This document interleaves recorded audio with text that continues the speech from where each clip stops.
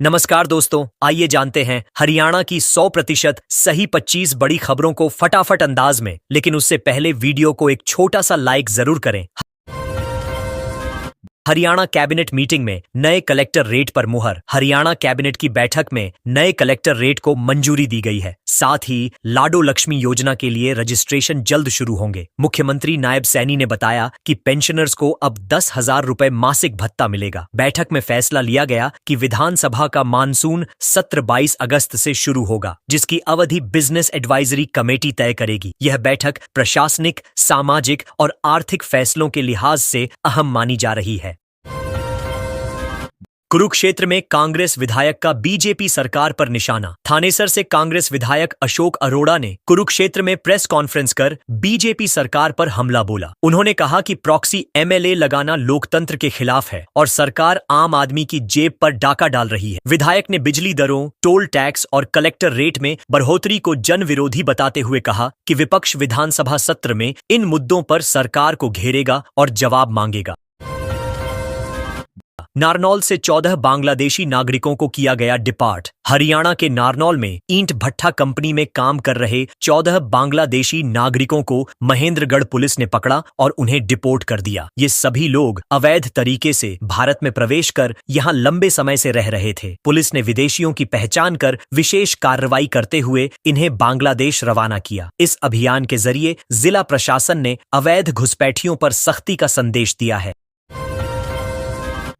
Haryanvi फहराएगा Europe की सबसे ऊंची चोटी पर तिरंगा। हरियाणा के पर्वतारोही नरेंद्र यादव एक बार फिर यूरोप की सबसे ऊंची चोटी माउंट एल्ब्रुस पर तिरंगा फहराने जा रहे हैं। वह 6 अगस्त को रूस रवाना होंगे। कभी दुर्घटना के बाद डॉक्टरों ने उनके पैर काटने तक की बात कही थी, लेकिन नरेंद्र ने हार नहीं मानी। उनकी बहन भी 2 बार माउंट एवरेस्ट फतह कर चुकी हैं। नरेंद्र का यह मिशन युवाओं के लिए प्रेरणा का स्रोत बन रहा है। गुरुग्राम के दंपति की हाइब्रिड कार में अचानक आग लगी। गुरुग्राम से कुरुक्षेत्र जा रहे एक दंपति की चलती सियाज हाइब्रिड कार में अचानक आग लग गई। एसी वेंट से धुआं निकलने पर पति ने कार रोकी और बोनट खोलते ही आग भड़क गई। गनीमत रही कि समय रहते दोनों बाहर निकल गए। हादसा उस समय हुआ जब वे बेटे का एडमिशन कराने जा रहे थे। दमकल विभाग ने मौके पर पहुंचकर आग पर काबू पाया। तकनीकी जांच जारी है। हरियाणवी यूट्यूबर की पत्नी धार्मिक सजा पूरी करने पहुंची हरिद्वार। फेमस यूट्यूबर अरमान मलिक की पत्नी पायल मलिक, जो बिग बॉस OTT 3 की कंटेस्टेंट भी रह चुकी हैं, धार्मिक विवाद के बाद हरिद्वार पहुंची। उन्होंने काली माता के वेश में वीडियो बनाकर लोगों की भावनाएं आहत की थी। पायल ने निरंजनी अखाड़े के महामंडलेश्वर कैलाशानंद गिरी से माफी मांगी और धार्मिक सजा स्वीकार की। इस कृत्य के लिए उन्होंने सार्वजनिक रूप से क्षमा याचना की। हरियाणा में भूकंप में बचाव के लिए मॉक ड्रिल। हरियाणा के 5 जिलों गुरुग्राम, फरीदाबाद, पलवल, नूंह और रेवाड़ी में भूकंप से बचाव हेतु मॉक ड्रिल करवाई गई। सायरन बजते ही सेना, NDRF और जिला प्रशासन ने मोर्चा संभाला। जून जुलाई के 25 दिनों में 6 बार आए भूकंप के झटकों को देखते हुए यह अभ्यास किया गया। इसका उद्देश्य आपात स्थिति में तेजी से कार्रवाई सुनिश्चित करना है। नागरिकों को जागरूक भी किया गया। कांग्रेस सांसद के ट्वीट पर अलर्ट हुई सरकार। कांग्रेस सांसद रणदीप सुरजेवाला के कॉल रिकॉर्डिंग वाले ट्वीट के बाद हरियाणा सरकार सतर्क हो गई। जेल DG आलोक राय को जांच सौंपी गई, जिसमें सामने आया कि कॉल जींद जेल से नहीं की गई थी। जेल विभाग ने 7 तथ्यों की रिपोर्ट जारी की है। सरकार ने स्पष्ट किया कि अफवाह फैलाने वालों के खिलाफ कानूनी कार्रवाई की जाएगी। मामला राजनीतिक गर्माहट का विषय बन गया है। हरियाणा में बेकाबू होकर कार पलटी, 4 युवकों की मौत। हरियाणा के भिवानी जिले में गुरुवार रात तेज रफ्तार कार अनियंत्रित होकर पलट गई। हादसे में 5 में से 4 युवकों की मौके पर ही मौत हो गई, जिनमें 2 सगे भाई थे। 5वां युवक गंभीर रूप से घायल है, जिसे रोहतक PGI रेफर किया गया है। सभी युवक कहीं से लौट रहे थे। हादसे के बाद गांव में मातम पसरा है। पुलिस ने मामला दर्ज कर जांच शुरू कर दी है।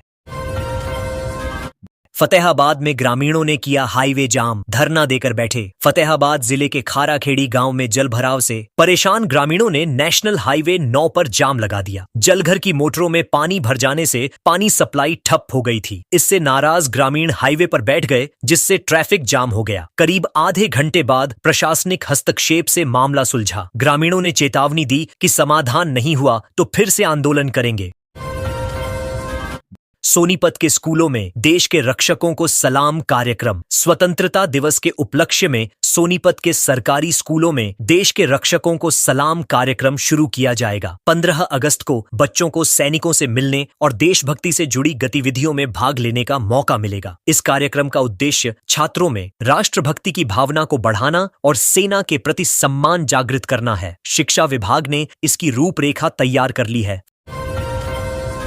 फरीदाबाद में 10 से 50% बढ़े जमीन के दाम। हरियाणा सरकार ने आज से प्रदेश भर में नए कलेक्टर रेट लागू कर दिए हैं। फरीदाबाद में जमीन की कीमतों में 10 से 50% तक की बढ़ोतरी की गई है। नए रेट वेबसाइट और सभी तहसीलों में उपलब्ध हैं। कलेक्टर रेट बढ़ने से रजिस्ट्री, स्टैंप शुल्क और जमीन खरीदने की लागत बढ़ेगी। ये बदलाव आवासीय, वाणिज्यिक और औद्योगिक श्रेणियों पर लागू होंगे।